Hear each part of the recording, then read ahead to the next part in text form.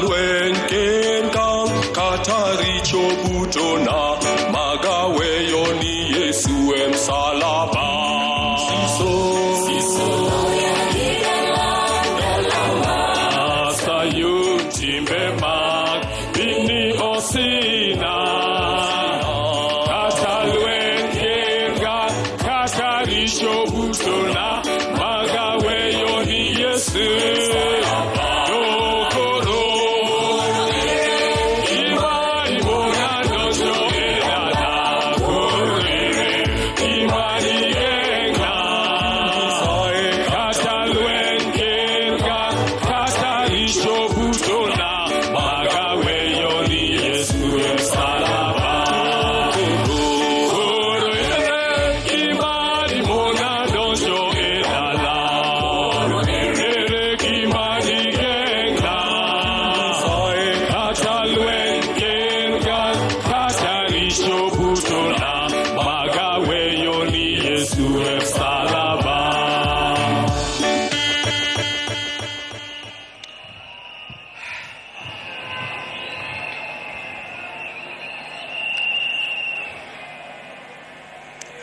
God is good. God is good all the time. I know you say that is his nature. And even at a time like this, let's not forget our God is there and our God is still good. He'll never leave us.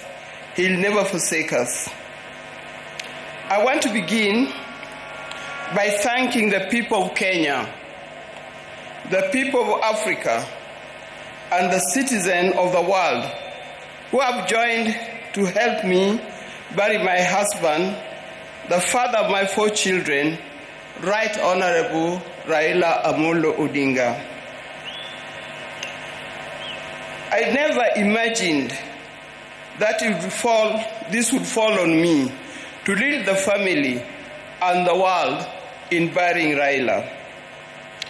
I hoped it would be the other way around. With pain, without lamentation, I accept the will of God.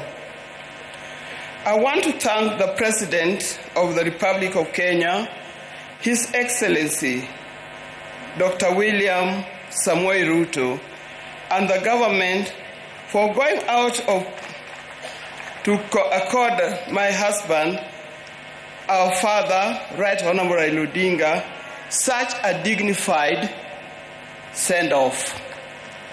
Indeed, in this part of the world, we've never seen something like this. We've never seen a dignified send-off like what we see here in Bondo.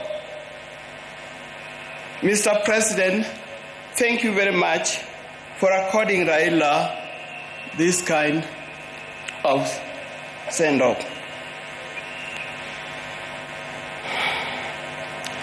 Mr. President, my family is grateful to you for being a man of his word and a man who stands with friends after committing yourself to do so. Thank you. I want to thank the leaders of Kenya. I was looking around and said, whose name do I mention? But all of you are being very close to Raila. When I look back, I see people who are very close to Raila as friends and colleagues in the life of Kenya. I want to thank specifically former President Uhuru Kenyatta. He's a true friend. He stood by us.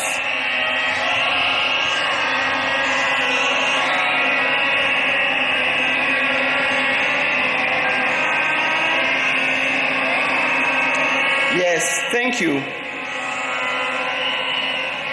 I want to thank once again of leaders from Kenya and across the world who have taken their time to mourn with us.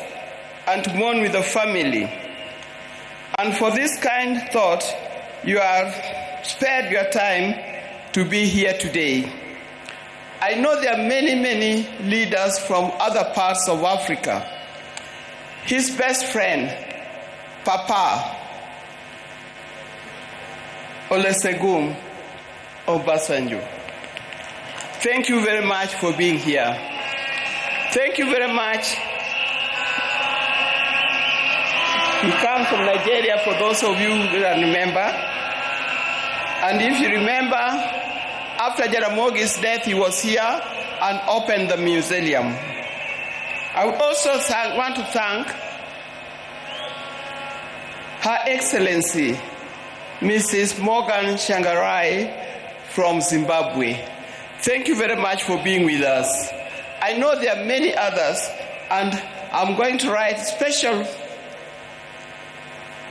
letter to all others when the time comes, because I'm not able to mention them by word. Your words, your letters, your social media posts has gone a long way in lessening our pain and lifting our spirits. Thank you very much for that. Raila has been my husband for the last 52 years. Many of you who are here are younger than 52 years. You could easily have been our children. Like all the couples and families, we also had our ups and downs. But we've learned one thing, and that is we must talk straight to one another. We must forgive and move on. Now, juggling the family life and public lives exert extreme pressure and demands on us from time to time. I know most of the time we used to say Raila is more of public life, political life, than he is for family life. But every time he came, he gave us what we deserved. I remember he attends to each one of us individually according to our needs. And that is not only his children and grandchildren, but also to his brothers and sisters. When Oburu was here, he didn't emphasize. But I think the next person, after loving me, the other person that he loves, leave alone his children, is Dr. Oburu. Raila would not do anything without consulting with Dr. Oburu. And if you wanted to know more, and you wanted to get to know what he's going to do, you had, if you are clever, you talk to Dr. Oburu first to talk to him, so that he softened the way for you to talk to him.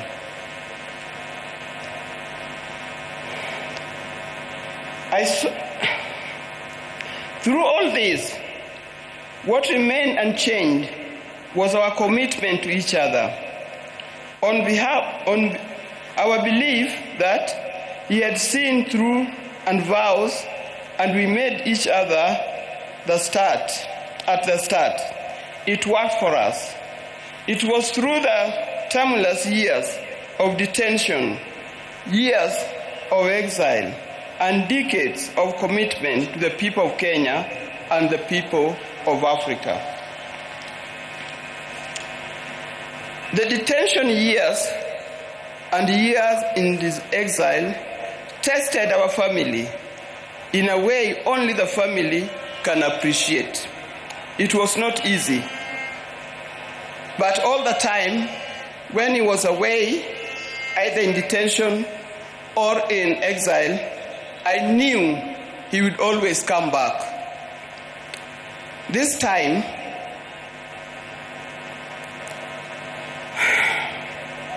I'll have to join him wherever he has gone, because he'll never come back. But the spirit lives on. When I first met Raila, some 54 years ago. I didn't see his political side. I didn't see it coming either. He was not a politician in any form. I knew his father was, but him was different. And with my friends, then I was at the University of Nairobi, we were young, idealistic ladies who swore not to marry. We swore to marry calm, professional men, not those who give to the loudness of politics. I swore we had no time for the people who are doing political science, the lawyers and so forth. We didn't know what was coming. In my group, and they know them, the group of the sisters were with at the University of Nairobi, people like Leo Duol, Gladys Okoth, Deborah Kiai, and so forth. You know you very, very well.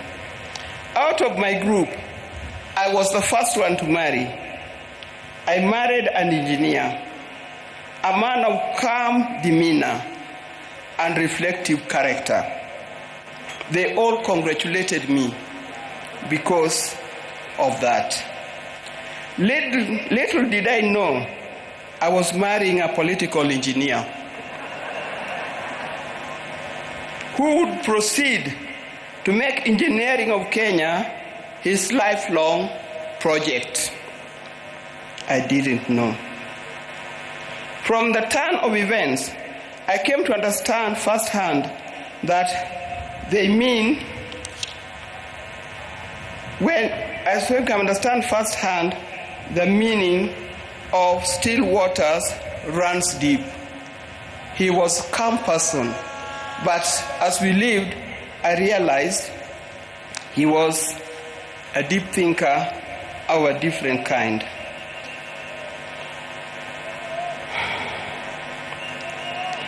From this turn of events, I come to understand firsthand that Raila was not just an ordinary engineer, but a political engineer.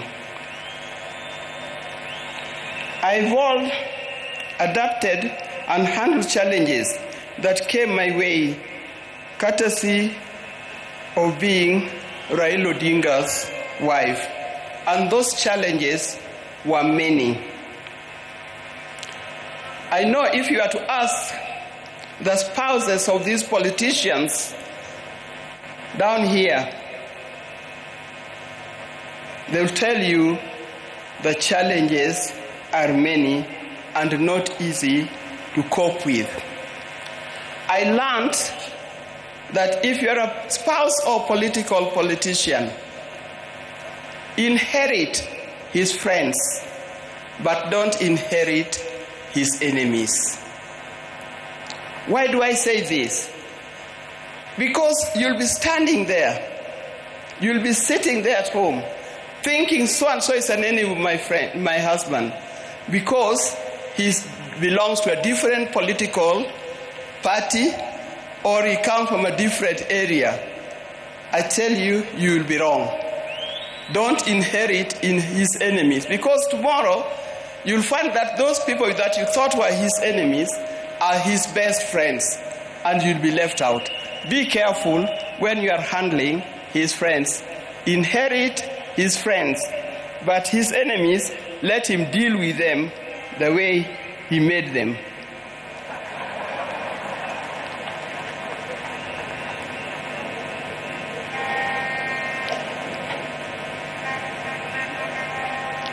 After going through it all, I had a chance to marry. If I had a chance to marry him, I would marry him again. I would be happy to do it. But this time, I would marry him knowing I'm marrying a politician, not just an engineer only.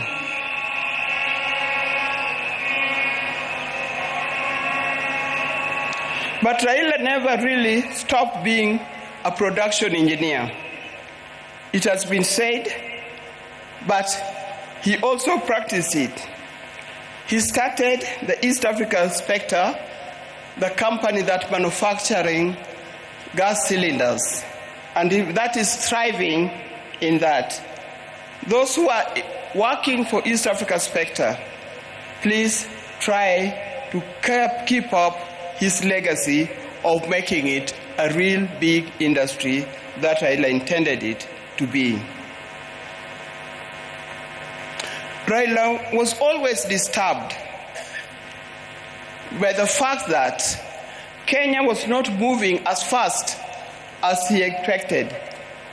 At the turn of independence, Kenya was at par with countries like South Korea, with countries like Thailand. I think we're even ahead of many other large countries. But these countries have moved very fast. They've moved very fast to be first world countries. Kenya, we are still dragging a little. This thing can be changed. I've traveled in many countries. In 1995, during the International Women's Decade that was in Beijing, we went to Beijing, the women of the world went to Beijing, and what I noticed that the tallest building in Beijing was a 4-story building, and it was a hotel. I also noticed, that's me, that many of the people who are working in Beijing, the Chinese, they were wearing what we call overalls, the things that industrialists wear in the factory. They were either yellow, red, blue, green, or any other. And everybody was moving in a rickshaw. Go to Beijing today, you can see a different world. It can be done. Even in Kenya, we can change it. With hard work, determination, focus, we can change our country. And as I'm talking here, I know we have leaders here. Please focus in changing the country. Let's not seek leadership to enrich ourselves. Let's not seek leadership to acquire wealth for ourselves, but acquire wealth for Kenya and acquire wealth for our generation to come.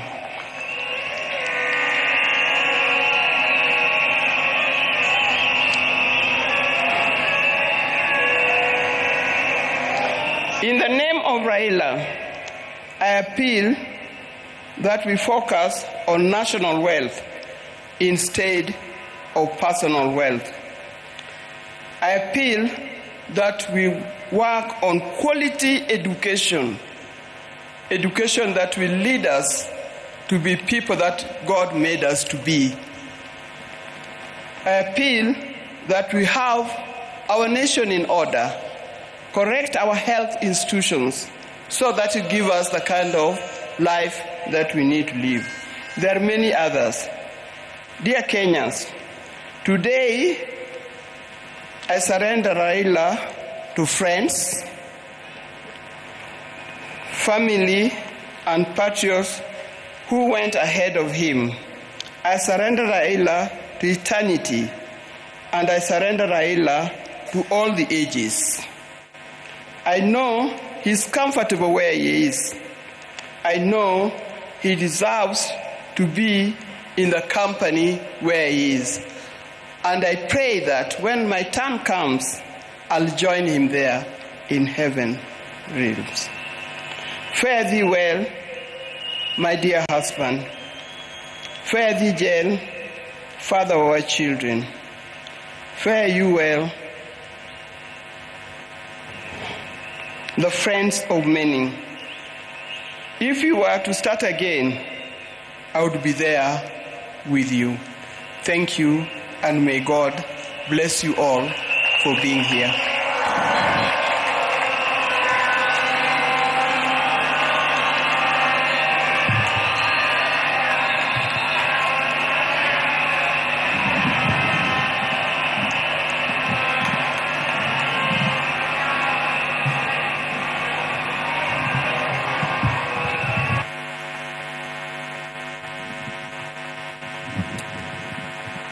Your Excellencies, fellow mourners, we have given the family ample time to eulogize and pay tribute to our departed leader. I want to request that the speakers that will come from now to focus on the occasion